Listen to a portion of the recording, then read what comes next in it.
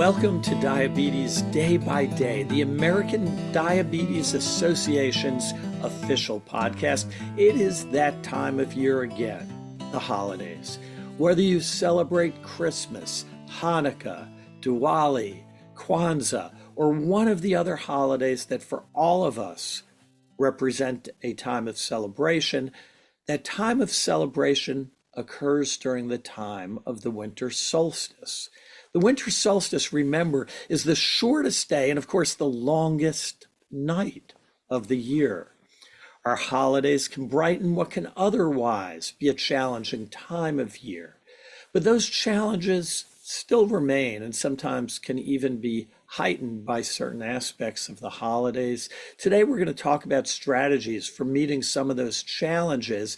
And I'll say when it comes to holidays and it comes to brightening one's life, there is nothing better than spending some time with friends, which is what we are doing on this podcast. I am Dr. Neil Skolnik, professor of family and community medicine in the Sidney Kimmel Medical College at Thomas Jefferson University. And joining me is one of my friends and my co-host, Sarah. Thanks, Neil, and happy holidays to you too. It's such a pleasure to be on this call today with who I consider my friends as well. I'm an associate professor in the Department of Clinical Pharmacy at the University of Colorado Skaggs School of Pharmacy and Pharmaceutical Sciences. In my role, I also practice as an ambulatory care clinical pharmacist. And also joining us today is another good friend of mine, Aaron Sutton, who is a licensed clinical social worker, board certified diplomat in clinical social work, certified advanced alcohol and drug counselor, adjunct clinical assistant professor at the Sidney Kimmel Medical College of Thomas Jefferson University, and for me, someone who I turn to for advice often when I have questions. Aaron, welcome to the podcast again. Thank you, Neil and Sarah. It's great to be here. You know, the holidays are meaningful for so many of us, but they can also bring a mix of joy, stress, disruption, and for people living with diabetes, the layers of this can be even more complicated. In my clinical work, I see this season as a time when expectations go up, routines go down, and the support that we need becomes really important. Boy, that contrast is fascinating. And I haven't thought about when expectations go up and routines go down. That is a recipe for having some challenges. What do you see as the main challenges that the holidays bring?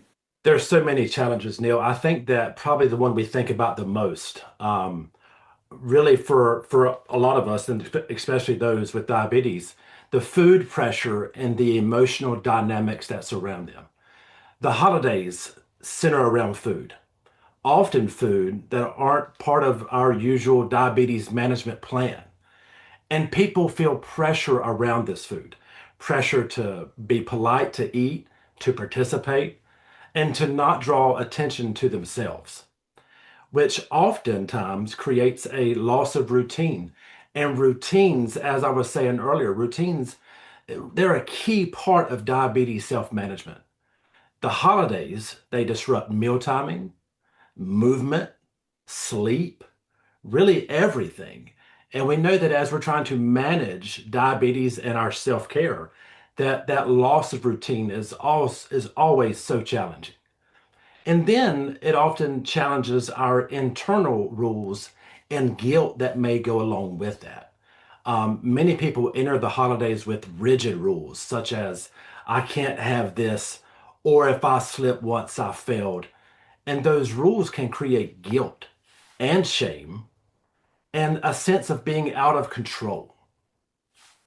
And I think there's also a huge difficulty around carb counting, which is what people do a lot with, especially with diabetes, around unfamiliar foods. You know, the holiday foods are often unpredictable, and grandma's casserole doesn't have a nutrition label with it. So we're really taking our best guess. And then this really takes an emotional toll on us. We often blame ourselves for numbers that may fluctuate.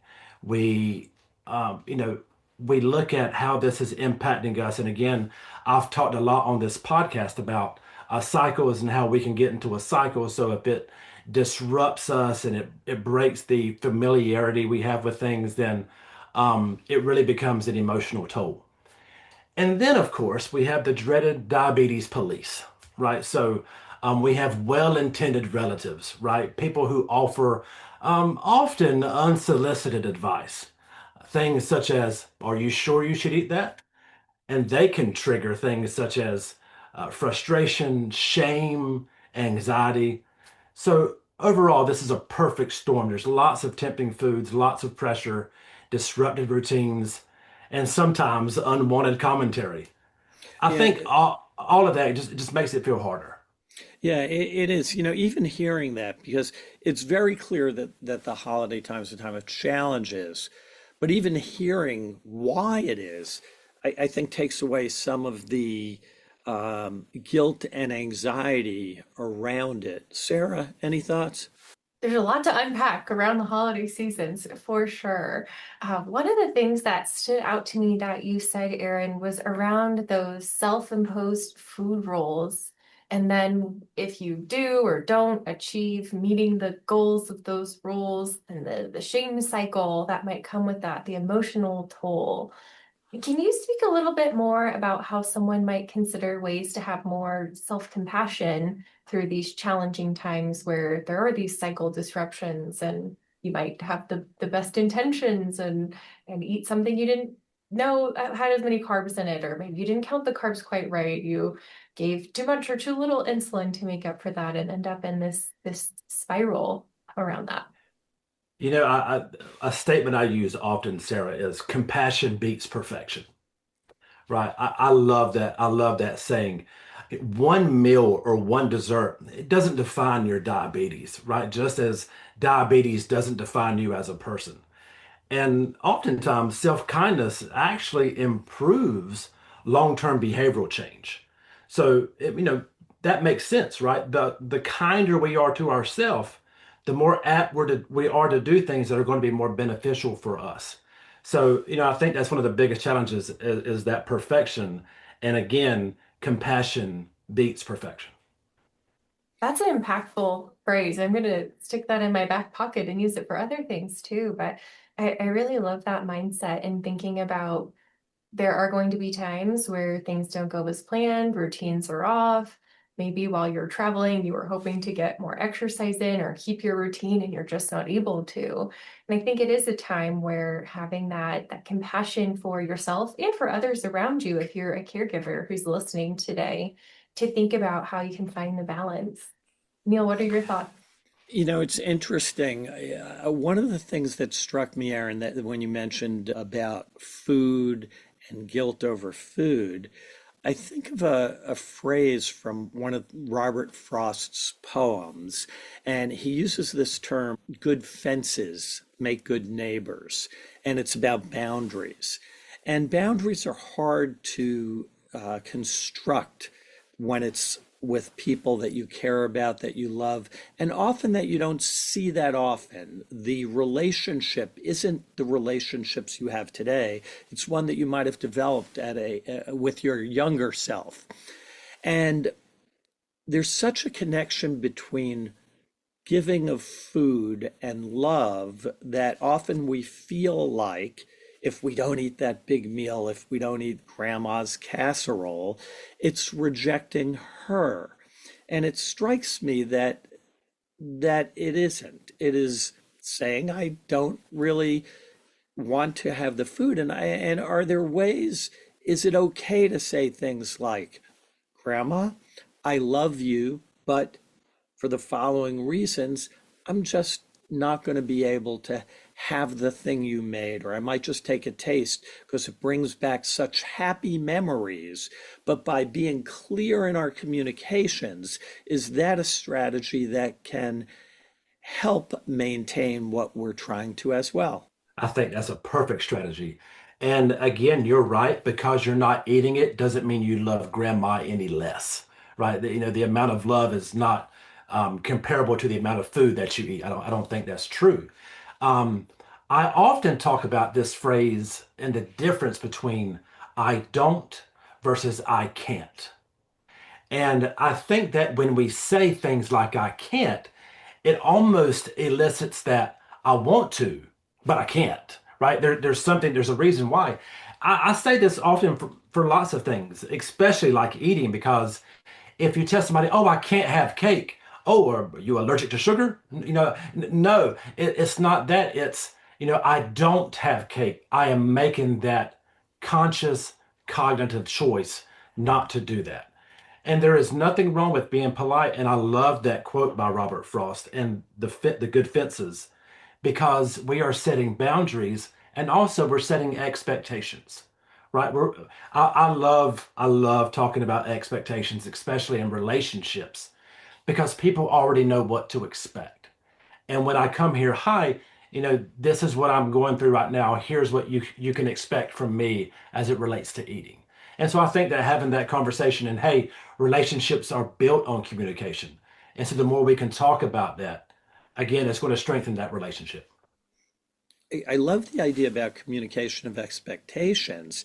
And it seems that when you have particular things that you have to deal with, it might require more communication than usual. So it might be worthwhile talking to the person whose house you're going over to ahead of time. Just want you to give you a heads up ahead of time, or on that drive to the house with your immediate family. Let me tell you what I'm going to, have to deal with, um, because then you have people on your side. Sarah? I really love the messages that you're both sharing and around these boundaries and thinking about the food police or the diabetes police, as you say. It really makes me think about how someone can be best prepared for that. As you just suggested, Neil, whether that be having some conversations with a host ahead of time, having someone that's like on your side essentially or knows your perspective as you're stepping into a large group situation. But I also think another way that someone might consider being prepared, and I'd love your thoughts on this, Aaron, is having some boundary phrases in your back pocket so that if an uncomfortable question comes up or a topic that you don't want to discuss with the diabetes police or someone who might be overstepping a little bit, being able to have a phrase to draw that boundary in the conversation. My mind goes to something like, I don't like to talk about my food choices, or food's not something I feel comfortable discussing with you right now. What are your thoughts around that, Aaron? How do you think that might go? I think this is something that people should practice before we go into that situation, Sarah. I think that's great. And I oftentimes in psychotherapy talk about the difference between I statements and you statements. I statements typically draw people into us, while you statements typically push people away. So when we're having this conversation and say, you don't have to tell me what to do, it automatically makes somebody go on the defensive. Whereas if you say, I'm hearing what you're saying, I am working this out with my medical team. And that automatically puts the impetus now onto you that you're making this choice. So I would go in with strategies and statements, things such as, thank you, I have a plan and I'm working on it. Or, I've actually thought about some of the things that I'm going to do tonight, and this is going to be part of my plan, or this isn't going to be part of my plan. And I think that the more that we say those statements, I think our comfort level increases with them. And so I oftentimes say, why don't you practice this at home with a loved one before you leave and go to a big family event? Practice what this actually feels like and be okay with what you're saying, because ultimately this is your decision and your choice. Exactly right. I think it's such an empowering message to think about, what am I comfortable with thinking ahead of time? What do I want to share? What do I not want to share in regards to my medical care, my food choices, my lifestyle choices, and how can I best communicate that with others? Another thing that stood out to me was your talk around sleep. And as I think about routines, I'm just thinking about how it feels like everyone around me is sick this time of year. Routines are off, the sleep cycles are off. What are some strategies you might recommend or guidance for people who might need to have a little bit more focus on sleep this time of year to keep the routines in balance? That's a great question. And you're right. This is a time of year where people typically become sick for lots of reasons, right? We're in closed quarters, we're around others, it's easy to transmit viruses around this time of year. I'm going to talk more today, hopefully, about flexibility, right? Trying to be flexible in ourselves, but also having what I call non-negotiables, right? And for me, especially, I know that sleep is a very important part of my life in regards to giving myself some restoration when I need to be myself and be fully here for patients that I'm working with, but also my own family. And so, when we're challenged with all these different areas that we have to be in and things we have to be present for, really making sure that, sleep really is going to be a non-negotiable for me. I can be flexible around things that I eat, but to me, in my life, exercising, sleep, two things that I think are very important for me. So I would ask anybody listening today to really look at your inventory of things that really give back to you. If it's things such as sleep, or if it's having some downtime. I think a lot of people this time of year have to be extroverted due to the amount of engagements that we're in, and that can really take a lot on people. That's an emotional toll. As somebody who's a natural extrovert, I even find myself feeling like I need some downtime. So maybe, again, we're more prone to become sick if our immune system is down.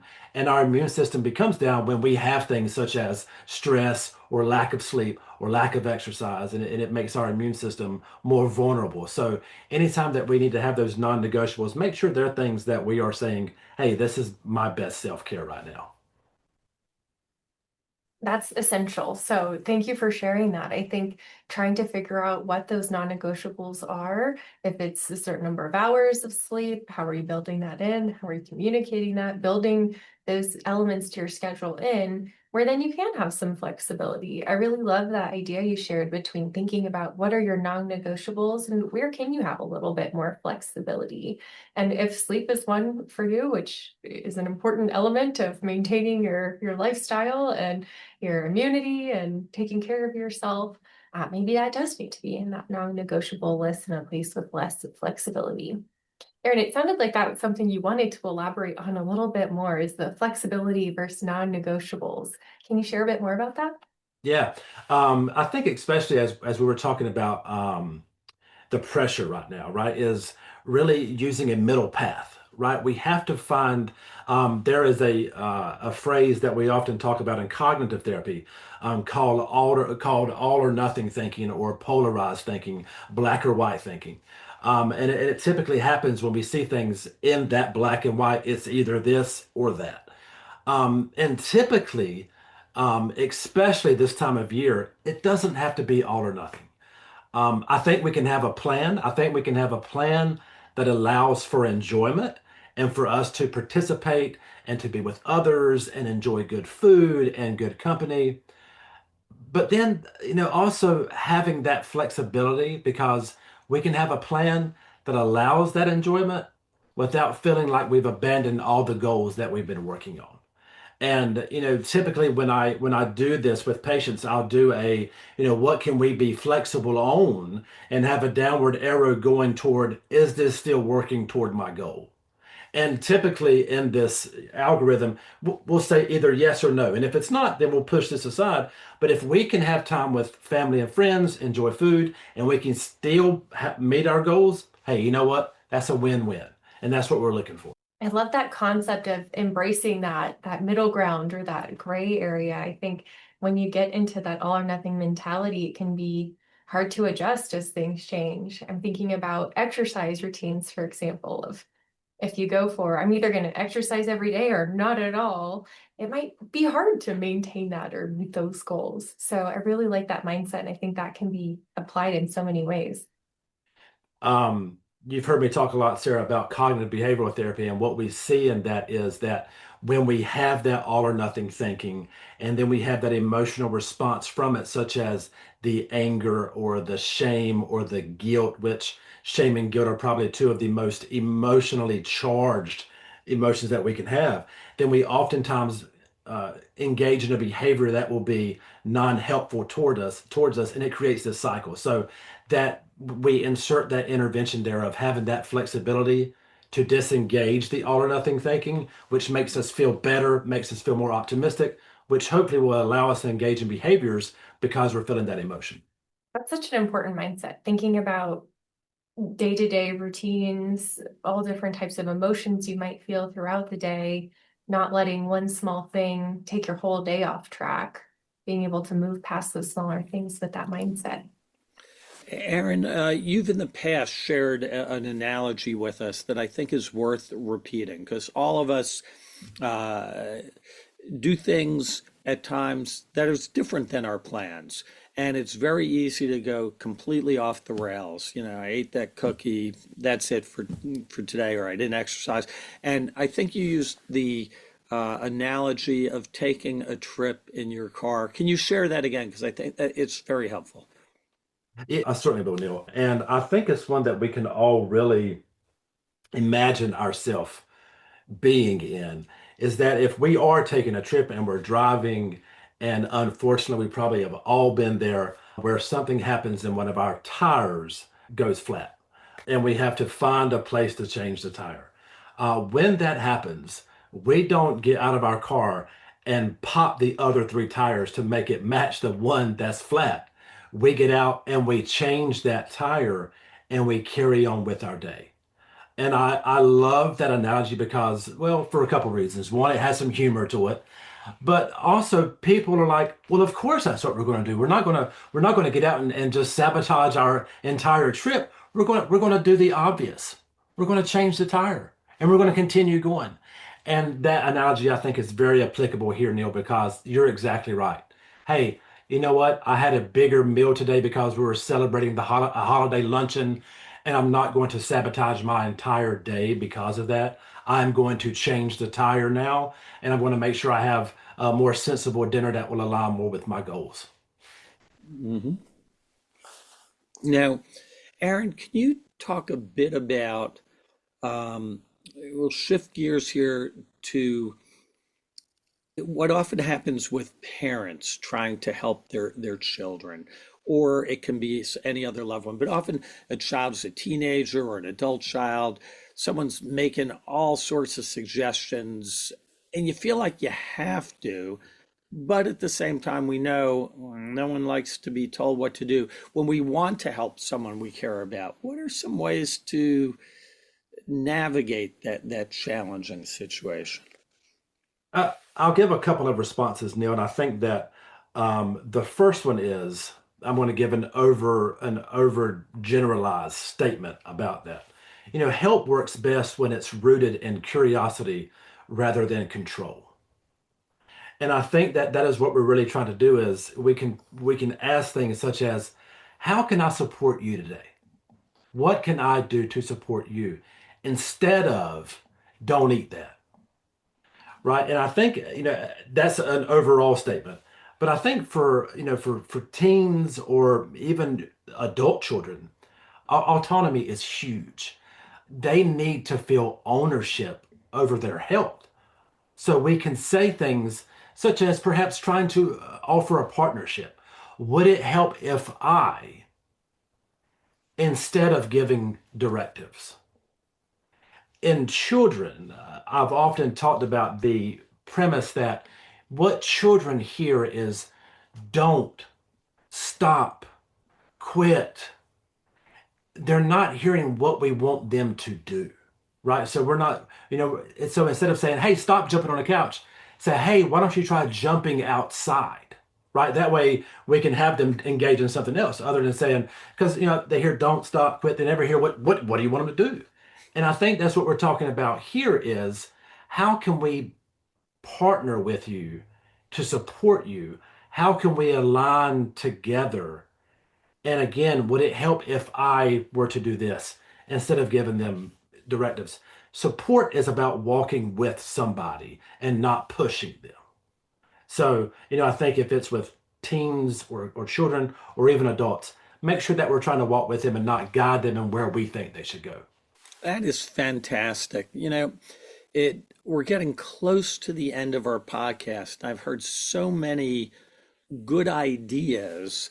I almost feel like I should go into the holidays feeling like there's an Aaron right there on my shoulder. And if something goes on, I'm going to pause, turn to my right, and say, "Hey, what should I do now?"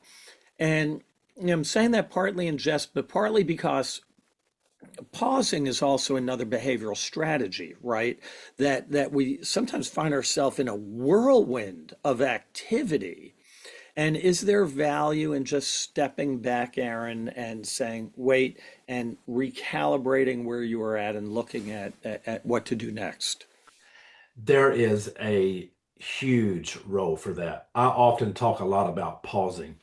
The pause is in itself a powerful behavioral tool. It creates a lot of space between the impulse and the action. So a 2-second pause can often shift a choice from being automatic to intentional. So I tell people, name what you're going to do before you do it. And that small act, it makes us think, it makes us use the part of the brain that we have to say, is this something that's going to help me meet my goal? It engages the thoughtful part of the brain other than the automatic part of the brain. I hope that resonates. That was fantastic. We're about out of time. Sarah, any final thoughts you have that you'd like to share with our listeners? This has just been a wonderful conversation. I appreciate all the tips that Aaron has shared, and I feel inspired myself going into the holiday season. One thing I'd like to share with listeners that I found personal benefit with is defining a theme for the holiday season, or something I'm going to lean into and think about each holiday season. A theme I'm using this year is, oh, what fun. So I think sometimes in the stress of the holiday season, you can feel like the to-do list is never ending and you're like, oh my goodness, one more holiday party. But thinking about what the true joy is through the holiday season. And I can imagine for someone living with diabetes that some of the joy is at risk when you're stressed about the carbs, you're trying to prepare these boundary phrases and prepare for some difficult conversations, trying to lean into the fun of it as well and enjoy the holiday season as you go through. What good advice. Aaron, any final thoughts you'd like to share? Sarah, I love that. The holidays don't have to be perfect to be meaningful. We really should try to focus on connection, flexibility, and giving ourselves some grace. And remember that for those listening, diabetes is a part of your life. It's not the entire story, right? And you deserve joy this season as you're going through it. Aaron, this has been such a wonderful discussion. Sarah, thank you so much as always for co-hosting. Thank you for having me. It's always good to be here. And Aaron Sutton, always great to have you on the podcast. Thank you so much. Thank you so much for having me. These conversations, they matter, especially I think at this time of year. And I hope that people listening, I hope they feel empowered to make choices that support not only their health, but also their happiness. So right. And this is what Sarah and I have said for years now, that what our podcast is about is empowering people. Knowledge is power. Aaron, we've covered so much today. I love the phrase compassion over perfection. So helpful. And the theme of communication, incredibly important. Sometimes hard to do, but almost never disappointing when we try to communicate exactly what we're thinking, particularly to people who care about us. It allows things or stacks the deck in a way in our favor. And finally, that idea of flexibility, so easy to forget and so important in carrying out and continuing to carry out our day-to-day routines in order to achieve our very important goals. For our listeners, if there's any thoughts you'd like to share or questions you have that you'd like us to address on a future podcast, leave us a voicemail. Just call 703-755-7288. From all of us at the American Diabetes Association, we wish all of you a happy, healthy, and joyous holiday. For the American Diabetes Association, I'm Dr. Neil Skolnik, and thank you for listening.